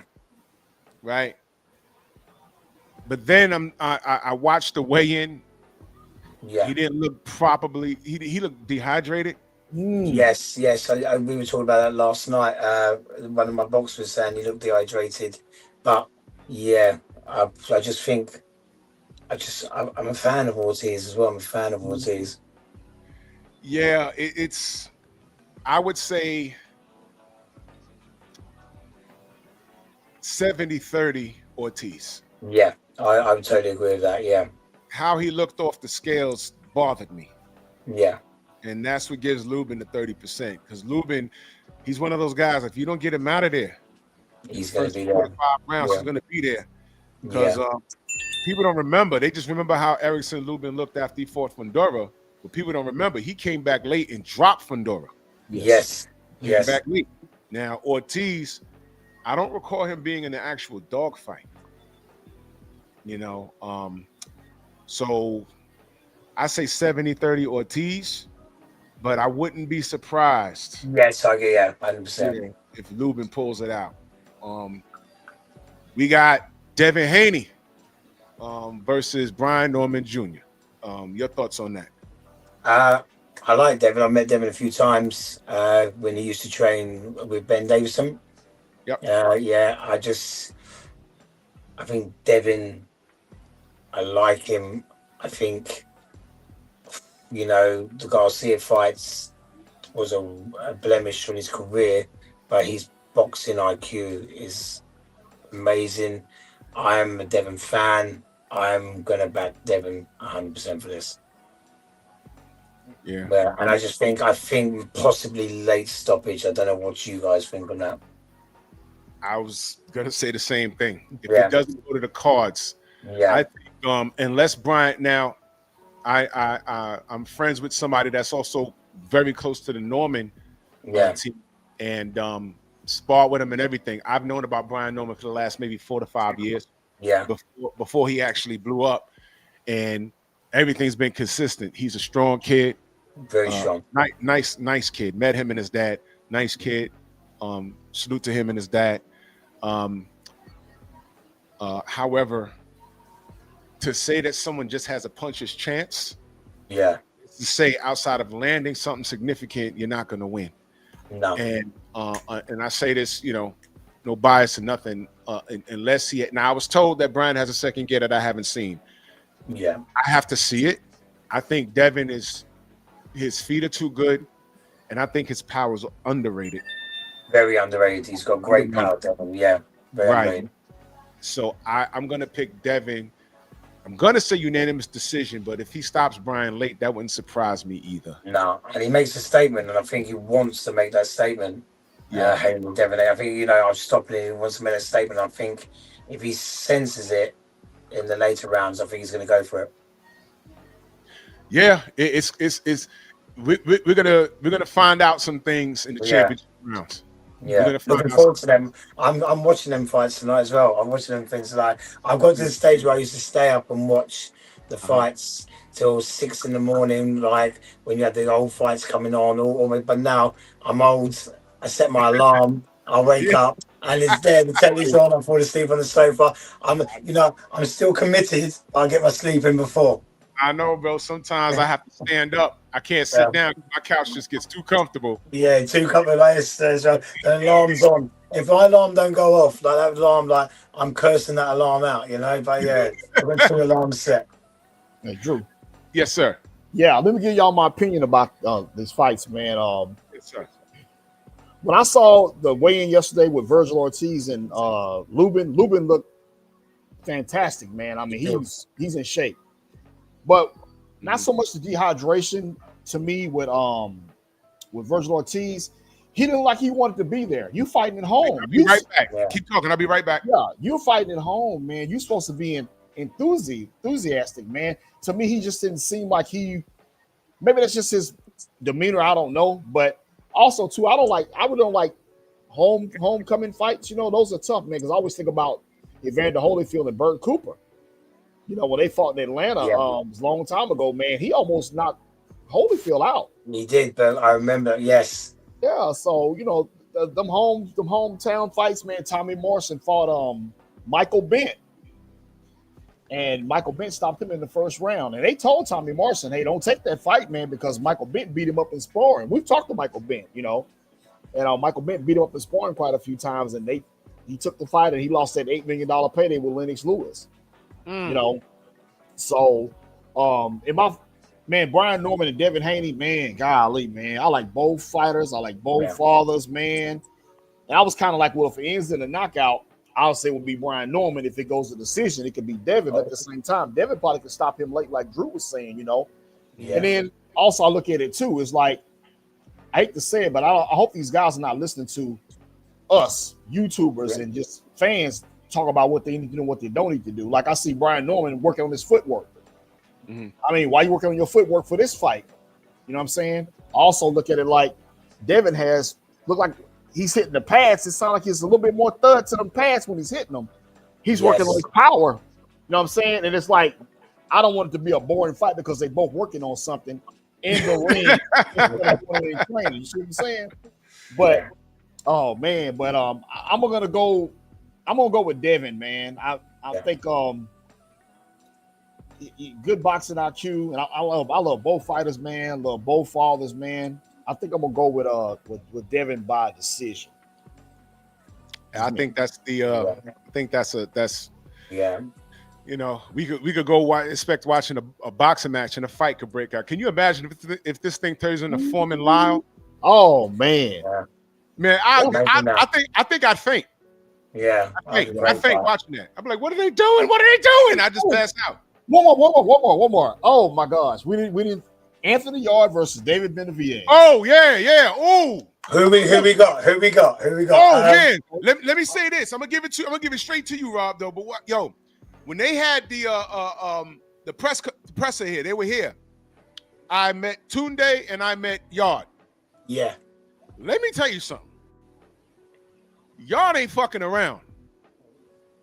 He's not fucking around. He's more natural at that weight. He looked light. He wasn't moved by nothing. He wasn't caught up in the moment. The New York lights, he didn't give a fuck about none of that. I'm going to say this, and it's unpopular. Do not be surprised if Yard beats him easily. Do not be surprised. And I fucks with David Benavidez. Y'all know that. Do not be surprised if Anthony Yard goes in there and hurts this dude bad. Do not be surprised. Yard is tough. He's battle-tested. The fights that he did, look who he lost to. I mean, come on. It was Artur Beterbiev. I mean, come on. But he was in that fight, and he hurt him too. Yeah. Do not be surprised. Now, I'm going to say this. If Benavidez goes in there and smokes Yard and makes it look easy, then he's a killer on another level. Yeah. But do I see him doing it? He got to show me. Yeah. Yard ain't bullshitting, man. Rob, your thoughts? And the UK, so for a lot of my friends, a lot of the people I know in the boxing, Benavidez, I'm with you, Drew. I think Yard. It's now or never for Yard. It's now or never. He looks serious. I know Tunde, great coach. Stars make fight. And I notice when this goes out, people are going to be ringing him up after the game. Do you know what, Rob? You're talking rubbish. So you take down. But I've gone with Yard. I put money on Yard. Yeah. Wow. Yeah, I put money on Yard. I've got a bet with Fab. Fab bet Benavidez. I bet Yard. So we've got a bet between us. So I think, Yard, his last fight when he fought Arthur Linden, it was a very underrated fight for last weekend. It was, that was good for Yard. That was like to get back into it.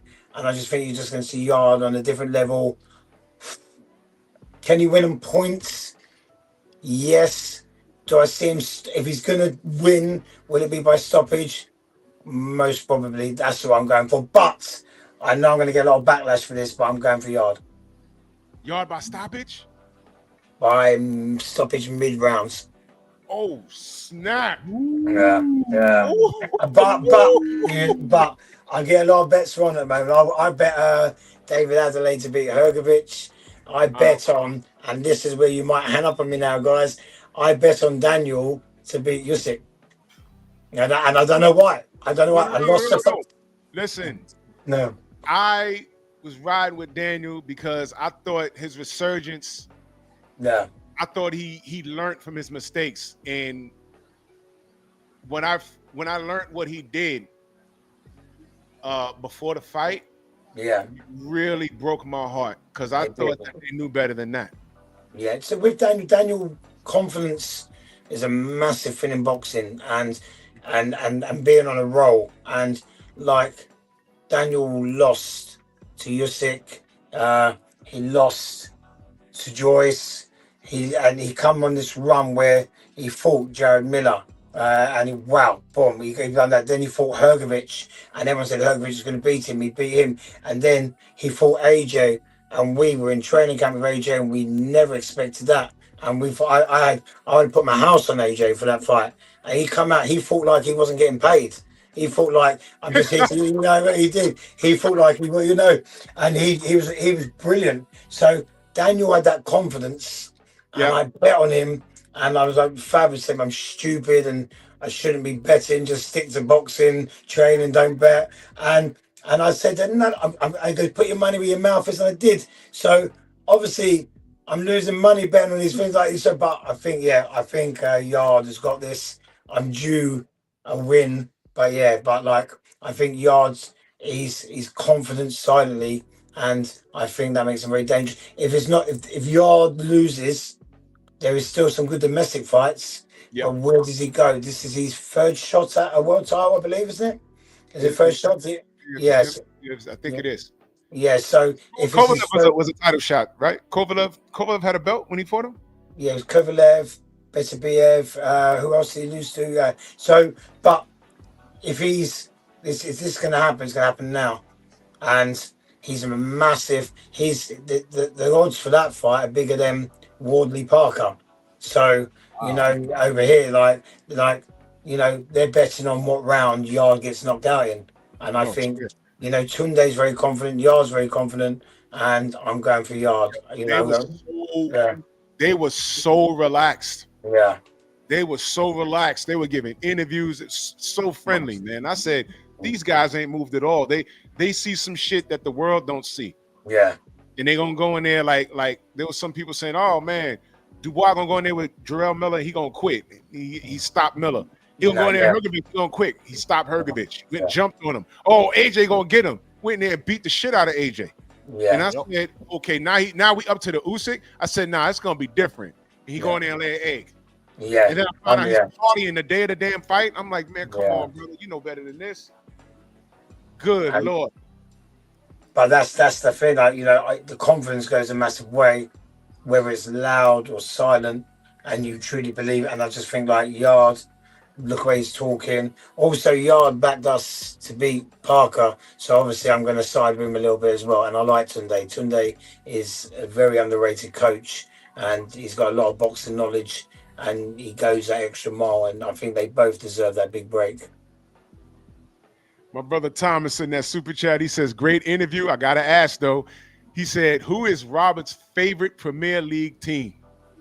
I'm going to let him down. I've got a team in the league below. My team are two teams. I'm from Ipswich. Obviously, I'm going to back the Tractor Boys, but because being from London, I'm a QPR, Queen's Park Rangers. So I'm one tier below. We're not in the Premier League. We should be in a couple of years. But yeah, I'm a QPR fan. Yeah, Thomas. Sorry, Thomas, mate. I do watch Premier League football every Sunday. Yeah, every Saturday. But my team don't make the telly at the moment. You know, I'm gonna stay to my roots. Well, Rob, thank you so much for your time, man. This was great, man. This was great. Thank you for having me. I do appreciate it. If you can get Fabio on with us on time, let us know, please, man. Because we're look, he's developed some fans out here, and if you guys make it to New York, man, it's over. It's over. If we come to New York, we gonna hook up, guys, and do this in person. Oh, you know? Man. Yeah. Oh man, it's gonna be, man. Listen, we're gonna make a riot out here. I'm telling you, because we respect the work out here. Yeah, we respect the work, man, and all this other flashy bullshit. That's not what we about over here, man. We about the work. And Fabio, you and him, you guys are doing everything right, man. You guys are doing everything right, man. And I ain't gonna be mad at y'all when y'all reach that pinnacle and y'all get the shot call and do what you want to do. I support that shit too. Thank you very much. I appreciate it. You know, hell yeah, man.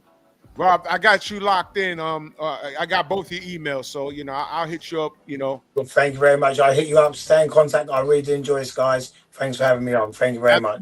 Any other fighters you want to bring on? Let me know. Definitely. I've got this new kid. I'd say Zai Hamilton. give him a bit. But yeah, I'm very excited about him. You know, he's got me. I've not been this excited since I met Fab 10 years ago. You know, Wow. you know, like yeah. So like, I've got good fighters, and they do this what I'm on about. You know, they're very good. People won titles. They're challenging for titles, but the excitement in this kid is the thing when Fab walked through those doors 10 years ago, and I think, you know, if we can achieve a half of what Fab did, you know, we're going places. Oh man, I can't wait to meet him. Yeah, brilliant, guys. Thank you very much, guys. Thank you very much. Thank you, brother. Thank you You so take much. care. Thank Till you. next time. Man, that was big, man. Shout out to you, Trick, man. I appreciate that, man. I appreciate that, man. Appreciate you, man. You know, just I've been chatting with him, man, on Facebook and stuff like that, man. And man, he was definitely excited. So we didn't get him last week, so we got him this week, man. And man, he dropped some gems on us, bro. He dropped some gems, man. He dropped some gems. Did, man. Who the hell wants to run towards Cabiel, man? Damn. That is respectable. You're right. That is respectable. They ain't no, man, look, man. Gone to the day. And you know what? This is why I appreciate. Now I know, look, Turkey's not perfect. Right. But I appreciate it. You know why? All of that letting fights marinate until it builds up. You notice that conversation hasn't been had since he got into the game? Yeah, I haven't heard nobody talk about it. Right. You're right. Disappeared. And I love it. I love it. I love it, man. So I support Fabio Wardley, man. I think all of those heavyweights, because Frank Warren's running the heavyweight division right now, man. Yeah. And I think he competes, if not beats all of those guys in outstanding fashion. Yes. And Thomas said earlier in the chat, he gives him the edge, and I give him the edge over Moses Satuma because Fabio's now battle tested. Yes. He's battle tested, man. And man, this is great, man. Again, man, thank you for this, brother. He'll be back. And yeah, we'll have him back, man. Definitely have him back. Yeah, and if they ever get to fight in New York, you already know what we're gonna do. You already know. Hey, how about this one? If he fight an American heavyweight, let him fight Michael Hunter. I can see that fight. What you think, yo? What you think? Me and what's his name been talking behind the scenes about? You and what's his name? Miles. Oh shit. Yeah, okay. yeah. Cool. Well, Hunter got some work coming up. I told Miles, because Miles been on the move, man. They just had something up in Catskills. Yeah, I saw him. Yeah. Yeah, something up in Catskills. He was up there. So he's been making a lot of moves. Michael's looking to get in the mix. And if y'all don't know, Michael was the last guy to give Alexander Usyk like legitimate fits in the ring. Yeah. Like legit, he almost beat him. Like legit fits. So Michael could walk through the front door and start outboxing these guys and be in the mix too. So imagine if we can get Michael Hunter versus Fabio Wardley at MSG. Come on, y'all. And Drew, man, one more thing too, man. Like I said, I was kind of thinking like Usyk had him come into the training camp 2 times for sparring. Maybe Usyk saw something back then that's about to happen now. Let me see what I can do with this kid. Let me see what I can probably see. So if I fight him down the line, I know what to expect. And vice versa, you know, like he said, you know, he saw some things in Usyk, you know. So Usyk might have bought him, man, blessing in disguise, man. Yo, man. I love the sport. When we get down to the sport, I love the sport. Yeah. There's a reason why, other than marketing, Usyk could fight Fury a 3rd time. Usyk could do anything he wants to do right now and make money. Yes. Yeah. But do you want to go out just making your bread on fights you know you can win? Or do you want to venture into that unknown and give it your best? And at worst, you lose and pass the torch to a guy that deserves it. Or do you go out fighting a guy that you know you're going to beat already? You understand what I'm saying? So I like Fabio Wardley, man. Yeah, I like Fabio too, man. And now we see the mind behind Fabio. Yeah. This is respectable stuff here. Yeah. This is respectable stuff. This is all we asked for. So salute to Rob, man. Salute to Fabio Wardley. Salute to you, Trick, man. As always, man. Salute to you. You make these things happen, man. Stormy couldn't rock with us today because he was busy. Man. Yeah, Yeah, he was busy. He was taking care of some business. Yeah, I got you. But, I know he's gonna watch the replay. Man, I want him on here with Yeah, I us. want him on it too. I would get him on. Hey, listen, one more thing too. But David Benavidez, and I'm gonna get my opinion on this, right? Yeah. I noticed one thing about David Benavidez. He's not mean for this camp. Really? He's not. To me, he's not mean for this camp because Anthony Yard is so, in my opinion, playful. Yeah. He hasn't said anything bad about David Benavidez. He hadn't. Hey man, you failed a drug test. You on cocaine? He didn't do him like. What's the guy did him? Morrell? Morrell did it. You know. Morrell, yeah. And salute to David Morrell. Yeah, so David Morrell. I'm thinking to myself like, man, that fight. Like I say, I think he fights better when he's mad and he's mean. This camp here, man, he seemed like he just. I'm not saying he's not mean for this camp, but look, when you saw him, man, when he was training for David Morrell, man, he wasn't no 230 pounds. No. You know what I'm saying? Oh shit! And you know what? Not to cut you off, but when they were in New York, I didn't get a chance to talk to him because he got like swarmed and an avalanche of people like moved me out the way. But I walked past David. First, remember when I told you, I said they have him listed at 6'1"? Yeah. I'm like, unless the floor was uneven, I shouldn't be able to see the top of his head. Right. So I'm like, look more like 5'11", 6 feet to me. And then I look down. He has what you call a pear shape. He's one of those people that when they gain weight, they gain it in the hips. Yeah. And he had on like a suit, like what you call a spring suit. But I saw he was heavy in the hips again. I'm like, I don't like when you get older, you can't get out of shape like that in between camps. You got to maintain. If you fighting at 75, don't get hit no heavier than 85, 185. You should be able to just go into camp and work on some things. And through the 2 to 3 month camp, you're burning off that 10 pounds. So by the time you get to the scale, you're 174, 173. You understand? Yeah. And you know, he's, and I say this respectfully, he's a fat boy. He was a chubby kid when he was a kid. Right. You understand? So I didn't like that. And so the height thing and, you know, and his shape kind of bothered me. Anthony Yard was in shape. I was up on like Tunde and Yard. Yeah, he's staying. He's in shape. And I'm like, he's in shape. He's not moved and he's more natural at 75. Benavidez can make 75, but it's not the same 75 that Yard is carrying around. Yeah. Yard is all muscle. All muscle, yes. David is, and I'm not being disrespectful. I'm just going, y'all know he has a dad body. He has a dad body. And then, but when it comes to fight night, he's in shape. Yeah. I don't like it when fighters get older and they think they can just do that. It don't have to be 30 days of a fat camp before you start working on things. It don't have to be that. So again, like you said, if he's not mean in this and he's just saying, hey, this is another day at the office, Anthony Yard with his experience, this is not the guy you want to go in here and do that shit with. Yeah. Like I said, this is my opinion. So I see, I'm like, I think you had left the panel while I was giving my breakdown on Lubin and Ortiz. And my thing with Ortiz, I think you heard me say he's in Lubin's in shape, but I saw Ortiz. He just didn't look like he was there mentally. Like, man, you fighting at home, bro. You know what I'm saying? Hey, this might be one of them hometown fights, man, where it might be a Holyfield versus Holyfield versus Burt Cooper.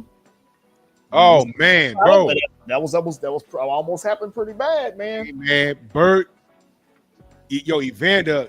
I think that may have been the first time we actually saw Evander like hurt. I ain't see him get hurt. That was the first time I saw him hurt that bad. Yeah. I was like, whoa, oh shit. Yeah. He hurt him. And Virgil can't afford that, especially since I'm hearing this thing about what his dad said in reference to the boot situation. I'm like, oh, okay. I don't like that. Lubin a live dog, man. He is. A lot of people, like I'm like you. I'm thinking with my mind, and I'm saying Virgil Ortiz, because I feel that Lubin is a type of fighter.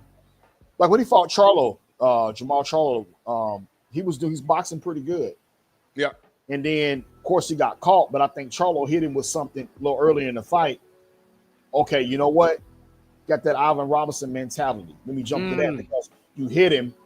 He got to get his get back. He made that first Gotti fight. He made that fight look harder than what it was. He should just box. But when Gotti hit him with something, he wanted to fight. Now, Lubin, to me, has that mentality. You hit him, you got to hit. He's going to get his get back. I wouldn't. Then again, you know, who's Virgil knocked out at 154? You know, he just got there. That's a great question. So, I feel that if Lubin don't run out of gas, don't get caught with nothing early, man, I think he probably can stop Virgil probably between somewhere 9 and 11 if it goes that far. It's going to end in a stoppage. I got Lubin maybe stopping him between maybe 9 and 11, and I got and I can say Virgil,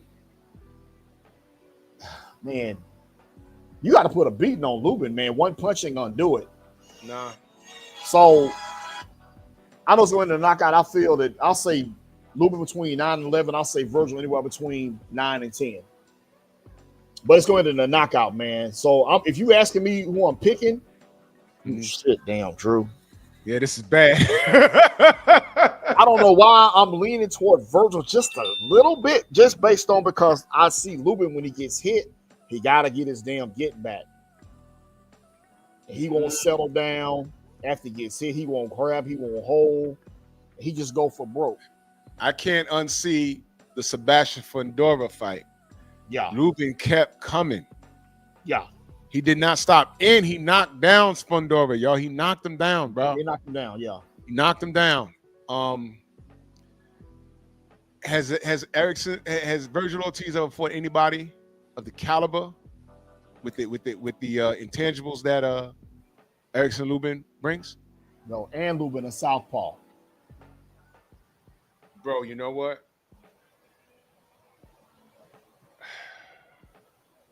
Thomas say Ishe Smith talked to Zero. He's picking Lubin. You know what, man? Between the weight, yes, and we know what Lubin brings, and I don't like how he sounds because they bypassing Lubin in those interviews. They talking about Boots, and now that team is talking about this shit with Boots. It sounds like they're trying to pop this A side, B side shit. Now they sound unsure. You know what, man? Boots is a distraction, man. You might see Boots and Lubin, maybe. Fuck around, man, y'all. Wow. You know what? I'm gonna say it. I'm gonna say it. I got Lubin, bro. I got Lubin. I ain't mad at you. Man, it's like because of the outside shit on top of that. The scale, the interviews. They're not even talking to him about Erickson. They're talking about Boots. Boots. And it might be a distraction. Now, I could be wrong, y'all. It's boxing. Don't kill me. For all I know, he can go in there 5 rounds and Lubin be done. But I gotta see it. I'm gonna go with Lubin. Split decision, but it's gonna be split, but it's gonna be more clear to us who wins. Because there's going to be pockets in that fight where I think Virgil's going to be hurt significantly. Like a situation like where Virgil's winning a round and then boom! Now he's on Dream Street, but it's 7 seconds left in the fight. I mean, in the round. And he gets out of that. So do you give it to the person that landed that one shot? Or do you give it to the person that was winning for 2 minutes and like 30 seconds of the damn round? You understand? One of those things.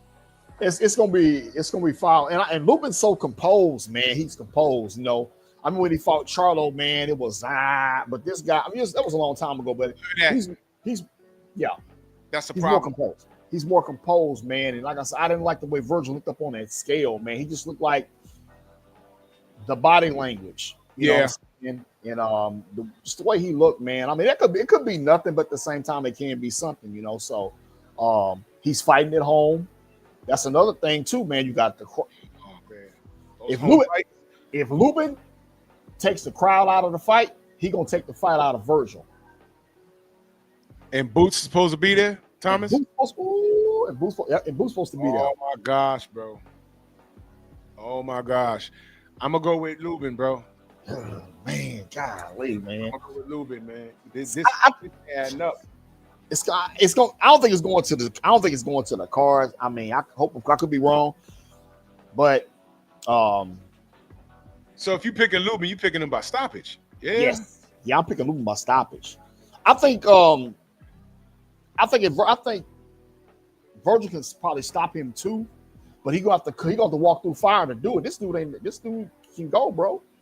You know, and Lubin and Virgil's last fight, you know, I mean he looked okay, you know, but He was vulnerable in that fight. yeah, he was trying too hard, man, in my opinion. You know, Yeah. he wanted to try to do something that Bud couldn't do, but he found himself doing the same thing, going the decision. This guy's tough, man.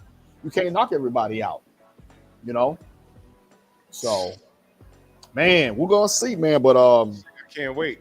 ooh, shit, And if we got it right, my post fight is gonna be insane, man. right? My post fight is gonna be insane, man. Because we're calling it now. Lubin for the W. We got stoppage. You know what? Fuck it. I'm gonna say majority decision. I'm gonna say Lubin majority decision. But no, we ain't be screaming robbery or nothing like that. Fuck it, man. I'm finna change it, man. Like I said, man, I'm going with Lubin. I'm going with Lubin 9th round stoppage. I think he's gonna get him out. I think he's gonna take the crowd out. He's gonna jump on Virgil early and hurt him. Ooh. I like Lubin by 9th round stoppage. Wow. I got Lubin, man. If I'm wrong, I'm wrong, but something he said Koroma. Boots is supposed to, yeah, Boots. Yeah, it's a distraction, man. Boots come in and yeah, you know. You know But what? I think Lubin got to take the crowd out of it. He take the crowd out of it.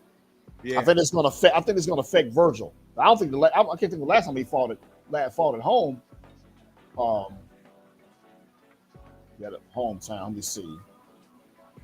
He I think he needs to be patient early, but dictate the pace. Don't fight on the back foot.